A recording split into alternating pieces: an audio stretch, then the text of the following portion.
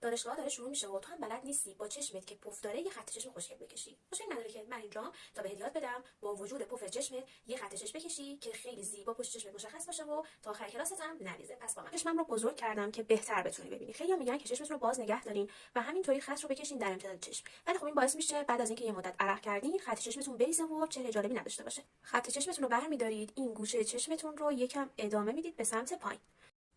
حالا از همینجا یکم میکشینش به سمت بالا و همین رو وصل میکنید به چشمتون. داخلش رو مثل من پر میکنید، هر قدرم که خواستید میکشید. حالا یه قسمت اینجا بیرون زدگی داره، اینو با یه سایه چشم مشکی یا سایه چشم قهوه‌ای پرش میکنید.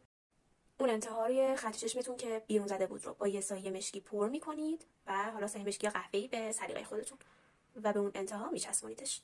این هم از نتیجه نهایی خط چشم. میبینید که با وجود پف زیر چشمم هیچ خط و خطی روش نیفتاده و خیلی خوشگل اون امتدادش